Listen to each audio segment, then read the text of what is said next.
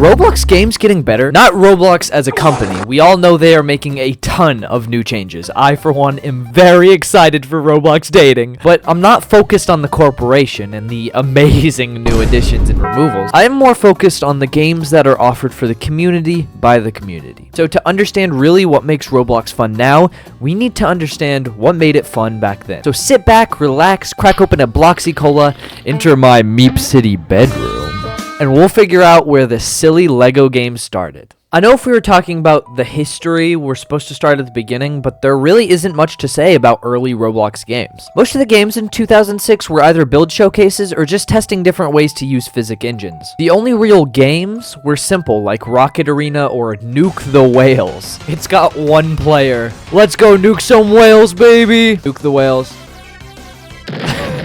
Oh, yeah, there we go. I got 3 blubber. Let's go, baby. Let's go, baby. Whales hate to see me coming. Women love to see me running. Screenshot this, screenshot it. Almost all of the gameplay relied on using rocket launchers. It was all rocket launchers. But this was 2006. Only a few thousand people played Roblox. It wasn't popular. In 2007, we started to see games with more creative approaches. Nothing groundbreaking, but new ideas that could keep someone on the site for more than 5 minutes. Yes, we still got our fair share of builds, but players now could find bowling, train crashing, teapot dodging, and a classic 9 to 5. The most popular game by the end of the year was Ultimate Paintball, a competitive team-based shooting game, which we saw quite a bit of popularity for during this year. We also got Work at a Krusty, which would later become the famed Work at a Pizza Place. None of these were insane games you could play for hours on end, but definitely more creative than the previous year. The same can be said for 2008. Ultimate Paintball was still on top, followed by more PvP, or at the very least, weapon-based game. And we did get some of the bricks laid for what would become big trends on Roblox. We got our first cart ride into blank games that would later lead up to the best game on Roblox. I mean the best, the greatest game. Just the absolute, it's so good. Oh! We also got games like Robloxaville, which would foreshadow roleplay games, Bread Factory Tycoon, which would lead to more tycoon games, and multiple escape or obby/obstacle course games. These weren't the first, but this was the first year we saw this many of them. Roblox in general was also just more creative, having a more diverse set of games, so I can't even characterize them all. Pause! It is time to talk about the sponsor of today's video. Me! Please, please, please, please, please, please, please. Do you like me? Do you like this video? I'm trying out a new style of content, and if you want to see me explore more of your favorite game to you, let me know in the comments what you want to hear me talk about, because I know you want to see more of me. And if you feel like I've missed any crucial part of Roblox history so far, please let me know in the comments. Chances are, I don't care. I'm sorry, I'm not making this video an hour long just so I can talk about Sue Tart Goes to Taco Bell. That changed nothing on this platform. Anyways, let's get back into it. Speeding up through these, 2009 and 2010 saw PvP and shooting games still on top, while obbies began to rise a lot harder. Who can forget a classic like the super mega fun obby course? But in 2010, we saw a bigger rise in roleplay games. This is also when tycoon games got really big and would stay popular for quite a few years. A big trend during this time was also Survive the Disaster games, the most popular being Survive the Disasters. You had to survive things like PewDiePie, trampolines, and Elmo. This would later be followed with natural disaster survival that would hold popularity later after Survive the Disasters. Those two trends even carried over into 2011. The leaderboard was topped by natural disaster survival and Town of Robloxia. We still had games like Heli Wars and Call of Robloxia 5, Roblox at War. By 2012 and 2013, all of the original trends over the past 6-7 years are still very apparent on the site too. We have numerous shooting games, build to survive games, cart rides, tycoons, obbies, roleplays, and hide and seek, which started to gain more attention. Also, I am seeing a lot of plane crash boat sink type games. What was going on this year? What was Roblox cooking, Jesse? But by 2014, we saw a new trend take the site by storm: murder mystery. The Mad Murderer was one of the first big games. That was immediately followed by Twisted Murderer, Murder Mystery 2, Murder Tycoon, and Murder Simulator. But nothing could beat the rise of Work at a Pizza Place, as the continuous updates and events brought them to be the most popular game on the site. Until 2015 and 2016, Roblox went mainstream, baby. Dan TDM, Ethan Gamer, Dennis Daly, Think Noodles, Coral Horror. Even Stampy Longhead was getting in on this action. Roblox was gaining attention, and this was doing amazing for these game developers as they created new and more creative games. Roleplay games were peaking, with Prison Life and Roblox High School. Disasters were still doing great, and obbies were starting to gain more and more attraction, being at their peak popularity. Videos on Roblox obby were getting hundreds, thousands, millions of views. YouTube used to be so easy, and now I have to compete with this.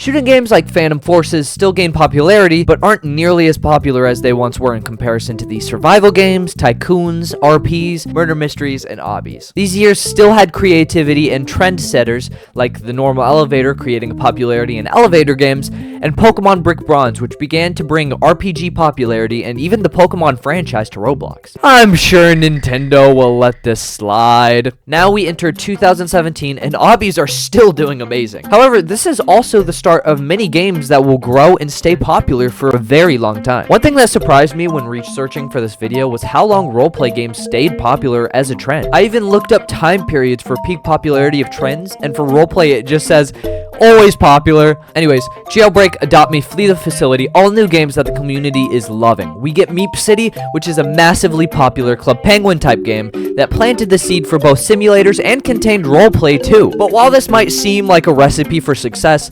seed might be a little more literal later on, as the game was used more for 18+ role-playing, and the creator refused to do anything about it until Roblox stepped in and banned the inappropriate things for him, which caused his game to drop significantly in players. 2017 is also the year we see the rise of many other simulators. You know what I mean, right? Spending as much time clicking or performing some task to get enough money to get better equipment, pets, rebirthing, super generic games. We did have some before 2017, but they started to really gain traction in 2017, and in 2018 we had a much bigger rise with Pet Simulator. This would be a massive success for Big Games, the development team, but would soon have too much of a reliance on game passes and transactions. Tycoons are starting to fade out as we enter 2019, and some of the classics still sit at the top. Obbies, while not nearly as popular as before, still get a fair amount of attraction like Tower of Hell, and roleplays like Royal High and Adopt Me continue to climb to the top. Prison Life has begun to set a trend that helps other cops versus prisoner games like Jailbreak and Mad City, until Jailbreak surpasses Prison Life entirely. As we hit 2020, roleplays and simulators are the royalty of Roblox, and games that include both, like Meep City and Adopt Me,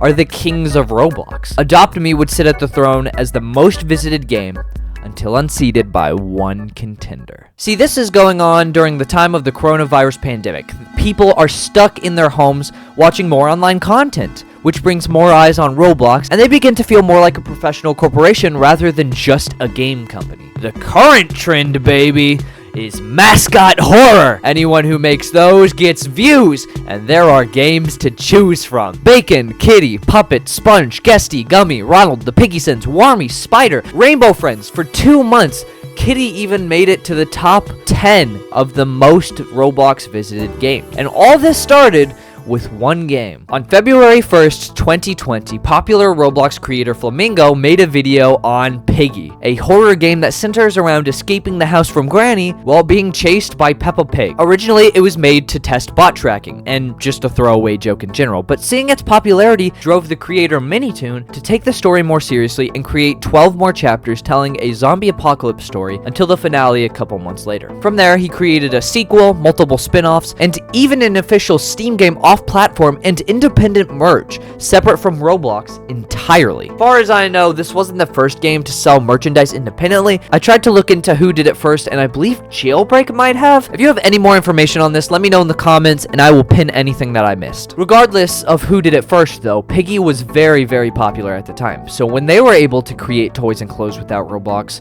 other games began to as well. We saw this through games like Adopt Me and Pet Simulator X, the newest sequel from Big Games, and while this sounds good for business, that's exactly the problem. If you open the Roblox wiki page for Pet Simulator X, the only thing you will see is 6 paragraphs under the controversy section, despite it being one of the most popular games of 2021, 2022, and 2023. On November 9th, 2021, Big Games, the development team of Pet Simulator X, tweeted out that they were releasing NFTs that would give players in-game benefits. These NFTs were going over 50,000 real-life dollars. This greed would not just stop with Big Games. We also now see this problem in the simplest of Roblox obbies, where every Roblox game now has an available Game Pass or boost purchase with Robux. And I'm done. What did I miss while I was gone? Seriously? Roleplay games are still big? To this day, Brookhaven still sits at the highest number of visits. Behind it, a new contender, Blox Fruits, a One Piece inspired fighting game that currently sits as the second game with the most visits. And here we are. The modern era of Roblox. What other games does this place have to offer? Well, two of the biggest games right now are Grow a Garden, a simple gardening simulator that focuses on building a garden with the best crops, and Steal a Brainrot, a tycoon-adjacent games where you buy brainrots that make you money and steal brainrots from others. These two games had an ongoing rivalry, with Steal Brainrot ending in more popularity due to updates and admin abuse events. And that is basically where we sit with Roblox games right now. We've come so far from Nuka Whale, but now it's time to answer the question. Are Roblox games getting better? Here's my answer. Yes and no. I'm sorry, I hate to be that guy, but I do need to specify. Is Roblox as a company getting better? Absolutely not. Many of the oldest games and Roblox videos were made from developers who are so involved in the community. Original 2006, 2007 games were made by developers like Shedletsky, who now endorses Roblox NFTs. But are Roblox games getting better? Absolutely. There is a lot that can be said about old Roblox. It is insanely simple yet creative. And the amount of diversity in the platform back then with such little tools to build it was so admirable. However, they have better tools now and are able to be more creative than they were back then. Back then, you wouldn't see a game like Doors or any of the other realistic horror games we have today with insanely good graphics that make you forget you're playing the same platform that had Nuka Whale. There are so many more options for games, and you aren't limited to the newest Escape McDonald's obby or Cartwright into Sue Tart. You can play whatever game you want right now, whether you like the simple, the creative, the insane, roleplay games, escape games, Cartwright games, murder mysteries, and horror games, all of which have insanely evolved. Roblox is absolutely getting better, and I can't wait to see what the community does next. And if I have to leave you with one final thing, one final hope for this community, I truly hope with my entire heart that Roblox lets parties back into Meep City. Thank you so much for watching.